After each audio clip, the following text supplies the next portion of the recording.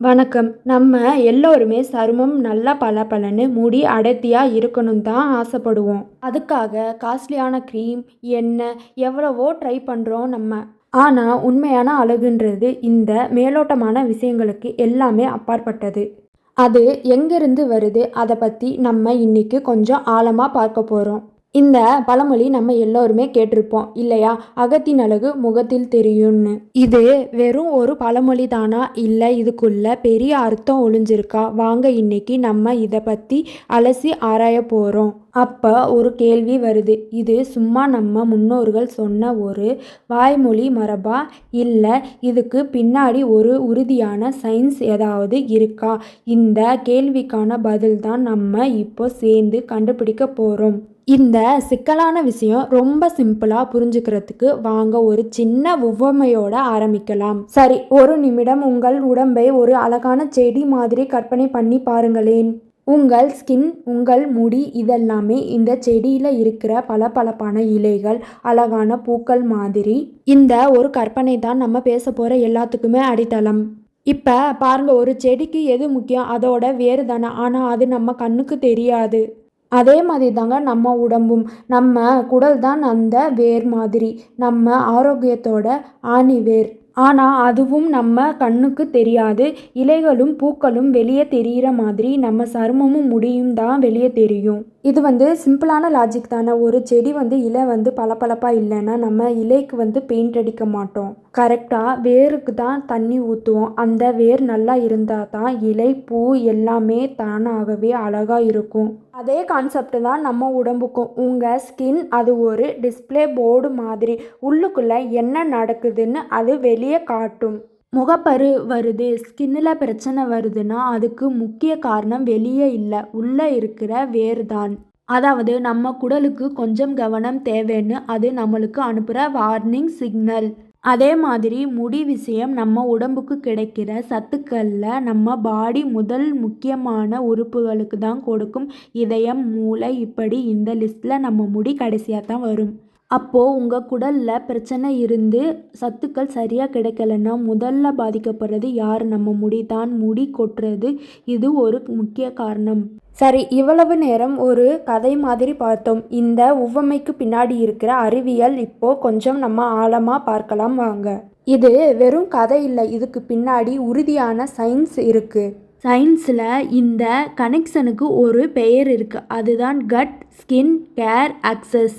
அதாவது குடல், சருமம், கூந்தல் அச்சு. இது நம்ம குடலோட ஆரோக்கியம் எப்போ நம்ம சருமத்தையும் முடியையும் பாதிக்குதுன்னா நிரூபிக்கப்பட்ட ஒரு கம்யூனிகேஷன் நெட்வொர்க். சரி, இந்த அச்சு எப்போ வேலை செய்யுது?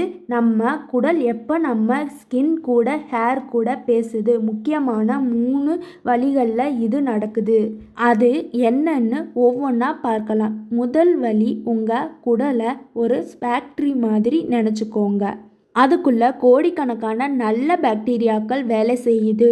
இந்த பாக்டீரியாக்கள் தான் நம்ம சாப்பிட்ற சாப்பாட்டை உடைச்சு நம்ம முடிக்கு தேவையான பயோட்டின், சருமத்துக்கு தேவையான பியூட்டேரிட் மாதிரியான முக்கிய சத்துக்களை உருவாக்குது. குடல் நல்லா இருந்தால்தான் இந்த பாக்டீரி ஒழுங்கா இயங்கும். இரண்டாவது வழி கொஞ்சம் கவனமா கேளுங்க. நம்ம குடலோட சுவர் ஒரு ஃபில்டர் மாதிரி. அது சேதமடைஞ்சா போதும், அது லீக்கி கட்டுன்னு சொல்லுவோம்.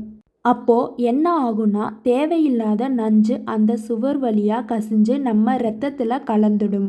இந்த நஞ்சுக்கள் இரத்தம் மூலமா நம்ம சருமத்திற்கு போகும் பொழுது தான் அங்கு முகப்பரு, எக்ஸிமா மாதிரியான பிரச்சனைகள் உருவாகுது.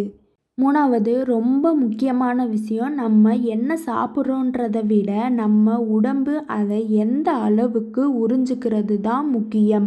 சிங்க், இரும்பு சத்து, செலினியம் இதெல்லாம் முடிக்கும் நகத்திற்கும் ரொம்ப அவசியம். ஆனால் நம்ம குடல் சரியா இல்லைன்னா இந்த சத்துக்கள் நம்ம உடம்புல சரியா எடுத்துக்க முடியாது. இதெல்லாம் நேரடியான விளைவு முடி கொட்டுதல், நகமுடைதல். ஓகே, இப்போ பிரச்சனை என்னன்னு, அதுக்கான காரணம் என்னன்னு நம்மளுக்கு தெரிஞ்சிருச்சு. அப்போ இதுக்கு தீர்வு என்ன? வாங்க சில சிம்பிளான வழியில பார்க்கலாம். நம்ம ஒரு விஷயம் என்னன்னா, இதுக்காக நீங்க ரொம்ப விலை உயர்ந்த கிரீம் வாங்கணும்னு அவசியம் இல்லை. ரொம்ப சிம்பிளாக உங்கள் வேரை நீங்கள் சரியாக கவனிச்சுக்கிட்டாவே போதும். இதை செய்கிறதுக்கு ஒரு 3 சிம்பிள் ஸ்டெப் இருக்குது. 1. வாரத்திற்கு ஒரு நாள் கஞ்சி, மோர் மாதிரியான ரொம்ப லைட்டான எளிதில் ஜீரணமாகிற உணவை எடுத்துக்கிட்டு உங்கள் குடலுக்கு ரெஸ்ட் கொடுங்க. 2வது, உங்கள் சாப்பாட்டில் இருந்து சர்க்கரை, மைதா குறைச்சிட்டு அதுக்கு பதிலாக சிறுதானியங்கள், பழங்கள் மாதிரியான நார்ச்சத்து உள்ள உணவுகளை சேர்த்துக்கோங்க.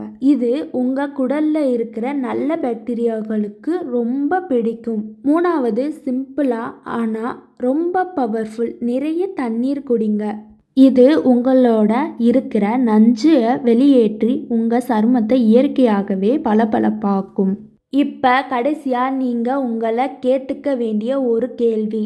நீங்கள் உங்கள் பிரச்சனையோட அறிகுறிக்கு, அதாவது இலைக்கு மட்டும் ட்ரீட்மெண்ட் கொடுத்து இருக்கீங்களா, இல்லை பிரச்சனையோட ஆணிவேரான வேருக்கு தண்ணீர் ஊற்றி இருக்கீங்களா? யோசிச்சு பாருங்க. உங்கள் ஆரோக்கியத்தையும் அழகையும் பற்றின உங்கள் பார்வையோட இந்த ஒரு கேள்வி மாற்றலாம்.